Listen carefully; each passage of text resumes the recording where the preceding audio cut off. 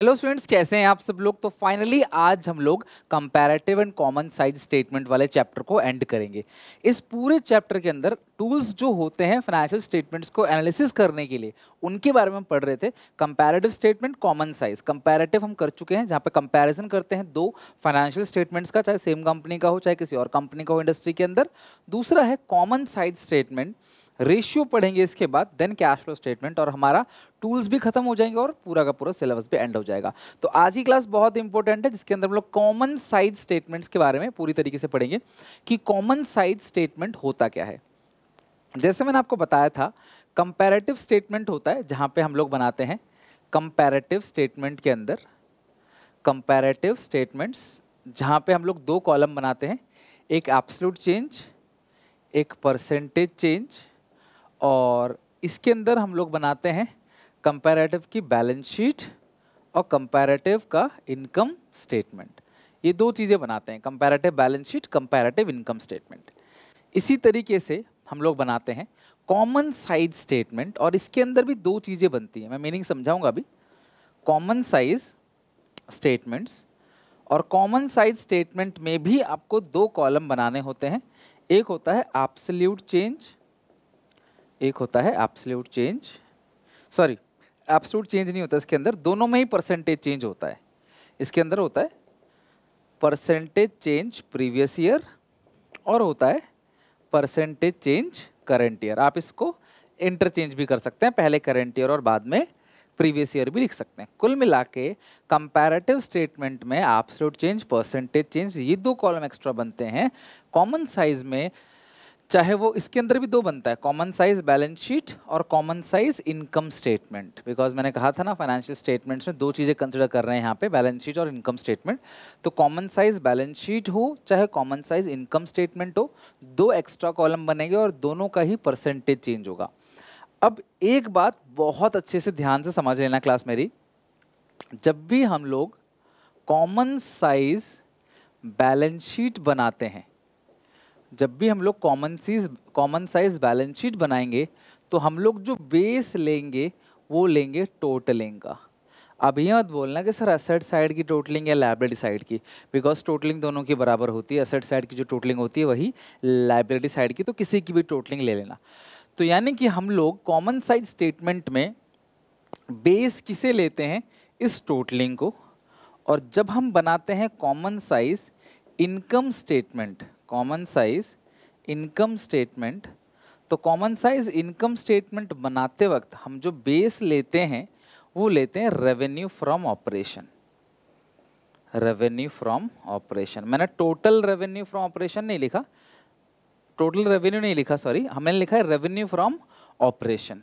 क्योंकि income statement में क्या होता है, रेवेन्यू फ्रॉम ऑपरेशन, और बैलेंस शीट में क्या होता है, टोटलिंग। तो जब भी हम कॉमन साइज बैलेंस शीट बनाएंगे तो बेस जो लेंगे हम क्लास टोटलिंग को लेंगे, और जब भी हम कॉमन साइज इनकम स्टेटमेंट बनाएंगे जो बेस लेंगे वो रेवेन्यू फ्रॉम ऑपरेशन का बेस लेंगे। अब बेस होता क्या है ये भी तो पता होना चाहिए। सर बेस लेंगे, क्या बेस लेंगे, कहने का मतलब क्या है कि जब भी हम बैलेंस शीट बनाएंगे तो हम लोग इसमें दोनों कॉलम परसेंटेज के बनाते हैं, percentage change previous year, percentage change current year. तो मान लो किसी बैलेंस शीट की टोटलिंग है 10 लाख, किसी बैलेंस शीट का जो टोटल है 10 लाख है और उसका करंट असेट है 2 लाख। तो हम ये देखेंगे कि जो मेरी बैलेंस शीट की टोटलिंग है वो 10 लाख है, तो करंट असेट उस 10 लाख का कितना परसेंटेज है। अगर टोटल 10 लाख है तो करंट असेट 2 लाख है, which means 20%, which means 20%। Clear है यहाँ पे। अब टोटल 10 लाख है और करंट लायबिलिटी मान लो 1 लाख है, ठीक है।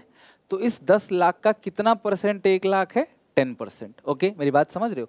यानी कि हम ये देखेंगे कि अगर हमारी बैलेंस शीट का टोटल इतना है तो उसका कितना परसेंटेज करंट असेट है, उसका कितना परसेंटेज करंट लायबिलिटी है, उसका कितना परसेंटेज शेयर होल्डर फंड है, कितना परसेंटेज रिजर्व एंड सरप्लस है, कितना परसेंटेज लॉन्ग टर्म डेट है। ये सारी चीज़ें हम लोग क्लास परसेंटेज में देखते हैं, सो दैट हम जान सके कि हमारी टोटल बैलेंस शीट इतनी है लेकिन उसमें से कितना कितना परसेंटेज क्या है इस चीज़। जैसे मान लो इनकम स्टेटमेंट में हमारी सेल है 100 रुपये की, ठीक है। हम इंटरेस्ट दे रहे हैं 2 रुपये, तो यानी कि 2%, यानी हम अपनी सेल का 2% इंटरेस्ट दे रहे हैं। तो ये जब परसेंटेज में पता चल जाती है तो हमें अंडरस्टैंडिंग के लिए, कंपैरिजन के लिए, एनालिसिस के लिए आसान हो जाता है। यही तो होता है tools for analysis of financial statements. किसी भी कंपनी के फाइनेंशियल स्टेटमेंट्स को कैसे एनालाइज करना है। अब मैं तुम्हें एक और एग्जाम्पल देता हूँ। अब समझते हैं क्या है। Common size statement is a form of analysis and interpretation of the financial statement. It is also known as vertical analysis. ध्यान रखना, ये वर्टिकल एनालिसिस है। मैंने तुम्हें हॉरिजॉन्टल और वर्टिकल बता चुका हूँ चैप्टर नंबर 2 के अंदर। तो ये वर्टिकल एनालिसिस है। This method analysis financial statements by taking into consideration of each of the line item as per the percentage the base amount for the particular accounting period। यानी कि हम हर चीज percentage के हिसाब से कंपैरिजन करते हैं और इसके अंदर 2 चीजें बनाई जाती हैं, कॉमन साइज बैलेंस शीट और common size income statement. Income statement में जो बेस लेते हैं वो लेते हैं रेवेन्यू फ्रॉम ऑपरेशन। इस बात को बस ध्यान रखना, यहाँ गलती मत करना। इनकम स्टेटमेंट में रेवेन्यू फ्रॉम ऑपरेशन बेस होता है, कॉमन साइज बैलेंस शीट में टोटलिंग बेस होता है। अब ये चीजें तभी समझ आएंगी जब मैं तुम्हें क्वेश्चन कराऊंगा और बहुत ईजिली समझ आ जाएगा, ठीक है। कॉमन साइज बैलेंस शीट लिख लो। कॉमन साइज बैलेंस शीट में जो बेस लेते हैं वो किसको लेते हैं? टोटलिंग को। यानी कि तुम्हें हर फिगर को टोटलिंग से डिवाइड देना है। हर फिगर को, शुरू से लेकर हर फिगर को टोटलिंग से डिवाइड देना है, इनटू 100 करना है। इसमें भी 2 कॉलम बनते हैं क्लास। एक बनता है class percentage change previous year, दूसरा बनता है परसेंटेज चेंज करंट ईयर। हर फिगर को तुम्हें टोटल से डिवाइड देना है, इनटू 100 कर देना है, दैट्स इट, और कुछ नहीं। जैसे मैं दिखाता हूँ यहाँ पे, ये रहा एक question, from the following information prepare common size balance sheet. हमें कॉमन साइज बैलेंस शीट बनानी है। ये क्लास आपकी लाइबिलिटी साइड है और ये आपकी एसेट साइड है। तो हमें करते क्या है क्लासेस के अंदर? कुछ नहीं करना, 2 एक्स्ट्रा कॉलम बना देना है। एक बनाना है परसेंटेज चेंज प्रीवियस ईयर, दूसरा बना देना है परसेंटेज चेंज करंट ईयर, ठीक है। परसेंटेज चेंज करंट ईयर पहले लिख सकते हो, प्रीवियस ईयर बाद में, उससे कोई फर्क नहीं पड़ेगा। कैलकुलेशन आपकी सही होनी चाहिए कॉलम के अंदर। जैसे अब क्योंकि ये कॉमन साइज बैलेंस शीट है तो मुझे जो बेस लेना है वो इसको लेना है, 64 लाख इसमें और 48 लाख इसमें। तो पहले प्रीवियस ईयर की बात करते हैं। ये प्रीवियस ईयर है, ये करंट ईयर है। तो पहले प्रीवियस ईयर की बात करते हैं। ये रहा प्रीवियस ईयर का। हर फिगर को डिवाइड देना है 40 लाख से इनटू 100। मैं कर रहा हूँ यहाँ पे कैलकुलेशन, तुम जरा मेरे साथ साथ देखो कि मैं कैसे कर रहा हूँ, ठीक है। हर फिगर को डिवाइड देना है 48 लाख से इनटू 100। ध्यान देना, 18 लाख, ध्यान सुनो, 18 लाख डिवाइड बाई 48 लाख, तो 18 डिवाइड बाई 48 इंटू 100, 37.5%। 6/48 इंटू 100, 12.5%। ये 12 है। 12/48 इंटू 100, इट्स 25%। ये भी 12 है, अपॉन 48 100, 25%। और ये 100%। बात समझ आ गई क्लास? यहाँ पे कोई दिक्कत परेशानी? डन। अब बात करते हैं हम लोग करंट ईयर का। ये करंट ईयर का। अब हम लोग यहाँ क्या करेंगे, हर फिगर को 64 लाख से डिवाइड करेंगे, इनटू 100 करेंगे। तो ये 32 है, 32 को डिवाइड करो 64 लाख इंटू 100 विच इज़ 50%। फिर ये 8 लाख है, इसको 64 से डिवाइड करके इंटू 100 करेंगे, 12.5% है। फिर ये 16 लाख है, तो 16 लाख को 64 से डिवाइड करके इंटू 100 करेंगे, दैट इज़ 25%। फिर ये 8 लाख है, 8 लाख को 64 से डिवाइड करके इंटू 100 करेंगे, दैट इज़ 12.5%। 64 को 64 से डिवाइड देके इंटू 100 करें तो ये 100%। तो ये आपका पूरा का पूरा आ गया परसेंटेज चेंज प्रीवियस ईयर और percentage change current year. Clear है क्लास यहाँ तक? तो ये इस तरीके से बनाना होता है कंपैरेटिव के अंदर, चाहे बैलेंस शीट हो चाहे इनकम स्टेटमेंट हो। एब्सोल्यूट चेंज और परसेंटेज चेंज, ये 2 चीज़ें होती है, लेकिन यहाँ पर दोनों ही परसेंटेज चेंज है। और क्योंकि ये बैलेंस शीट है तो करंट ईयर का परसेंटेज चेंज निकालना हो तो हर फिगर को इससे डिवाइड दो, हर एक फिगर को, और टोटलिंग में हमेशा आपको 100% दिखाया जाएगा क्योंकि वो बेस लिया हमने। यहाँ पे 48 लाख बेस है तो 48 लाख 100% है, और बाकी ये दिखा रहा है कि मेरी जो टोटल लाइबिलिटी है वो 48 लाख है, जिसमें से शेयर कैपिटल जो है वो आपका 37.5% है। यानी कि 48 लाख का 37.5% 18 लाख है, 48 लाख का 12.5% 6 लाख है, 48 लाख का 25% 12 लाख है, 48 लाख का 25% 12 लाख है। इस तरीके से क्लास ये हमें एनालिसिस करने में हेल्प करता है। असेट साइड भी देखो, आपको 2 कॉलम बनाना है, परसेंटेज चेंज प्रीवियस ईयर और दूसरा है परसेंटेज चेंज करंट ईयर। तो ये रहा प्रीवियस ईयर, ये है प्रीवियस ईयर। हर फिगर को 48 से, तो 16/48 इंटू 100, 6/48 into 100, 12.5%. 8/48 into 100, 8/48 into 100, 16.67%. अब ये 12/48 इंटू 100 तो ये 25% होगा. 6/48 इंटू 100 ये आएगा 12.5%. 48/48 इन 100 आएगा 100%. मेरी बात समझ गई क्लास यहाँ पे. तो ये इस तरीके से आपका पूरा का पूरा कंप्लीट हो गया.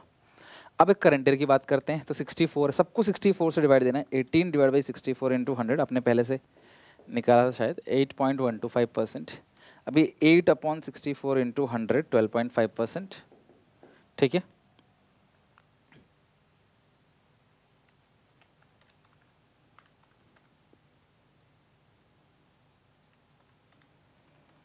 नेक्स्ट इसके बाद देखो 10/64 इंटू 100 ये आएगा 15.625%.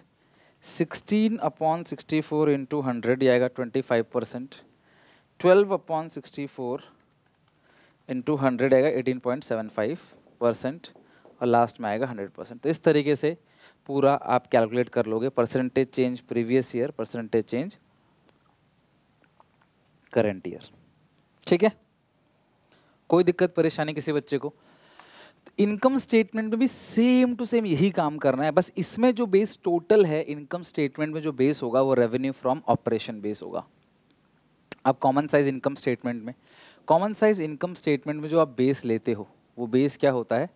Revenue from operation. यानी कि हर फिगर को आप डिवाइड किससे दोगे? Revenue from operation. क्योंकि इनकम स्टेटमेंट में रेवेन्यू होता है, बैलेंस शीट में थोड़ी होता है. तो इसे याद भी कर सकते हो आप. कॉमन साइज में दोनों का परसेंटेज बनाना है.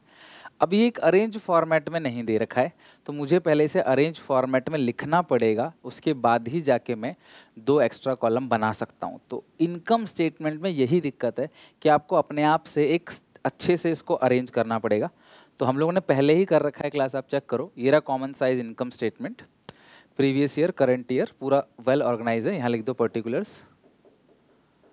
अब सबसे पहला जो आइटम हमें लिखना है यहाँ पे, सबसे पहला आइटम वो लिखना है रेवेन्यू फ्रॉम ऑपरेशन. तो रेवेन्यू फ्रॉम ऑपरेशन हमें दे रखा है. प्रीवियस ईयर का 20 है, करंट ईयर का 25 है. प्रीवियस ईयर का 20 है, करंट ईयर का 25 है. अदर इनकम इसके अंदर है नहीं, तो यही आपका टोटल है. फिर दूसरा एक्सपेंस की आप लिस्ट बना लोगे. एक्सपेंसेस, एक्सपेंस की आप लिस्ट बना लोगे. तो एक्सपेंस इसके अंदर क्या क्या है? Employee benefit expense and other expense. Employee benefit expense, other expense. Employee benefit expense कितना दे रखा है आपको? 7 लाख और 10 लाख. प्रीवियस ईयर का 7 लाख, करंट ईयर का 10 लाख. अदर एक्सपेंस तुम्हें दे रखा है, अदर एक्सपेंस 3 और 2, 3 और 2. प्रीवियस ईयर का 3, करंट ईयर का 2. देख लो, करंट ईयर का दे रखा है 2 लाख, प्रीवियस ईयर का दे रखा है 3 लाख. टैक्स 40% है. बस अब तो कुछ करना है, टोटल कर लो. Total expenses 7 + 3 10 lakh, 10 + 2 12 lakh. Total revenue minus total expense आएगा आपका प्रॉफिट बिफोर टैक्स. 20 में से 10 गया, आएगा 10 लाख. 25 में से 12 गया, आएगा 13 लाख. अब इसमें से माइनस करेंगे, लेस करेंगे टैक्स, लेस करेंगे टैक्स. तो 20 में से 10 गया, ओ सॉरी, प्रॉफिट बिफोर टैक्स तो निकाल देना. 20 में से 10 गया 10, 25 में से 12 गया तो 13. इससे टोटलिंग कर लो, कन्फ्यूजन होता है नहीं. तो ये हो गया. अब आपने टैक्स निकालना है जो कि 40% है. 10 लाख का 40% आता है 4 लाख, और 13 लाख का 40% आता है 5,20,000. लास्ट में हमारे पास जो आएगा वो आएगा प्रॉफिट आफ्टर टैक्स. 10 में से 4 गया, ये आएगा 6 लाख, 13 लाख में से 5 20 गया तो ये आएगा 7,80,000, 7,80,000। ठीक है, लिख लो, ये हो गया आपका टोटल। डन। तो हमने कंप्लीट लिख लिया प्रॉफिट आफ्टर टैक्स, यहाँ तक हमारा सारा कुछ हो गया। अब हम क्या करेंगे, दोनों का परसेंटेज चेंज निकालना है, प्रीवियस ईयर और करंट ईयर दोनों का। अब ध्यान से सारे बच्चे मेरी बात सुनो, प्रीवियस ईयर में आपको हर फिगर को 20 लाख से डिवाइड देना है। तो 20 लाख अपॉन 20, हर मतलब हर, कुछ नहीं छोड़ना। 20 अपॉन 20 इंटू 100 आएगा 7 lakh upon 20 lakh into 100 is 35%।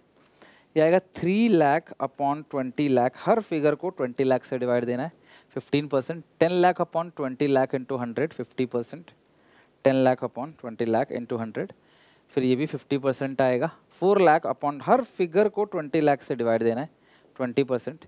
ये आएगा 6 lakh upon 20 lakh into 100 it's 30%।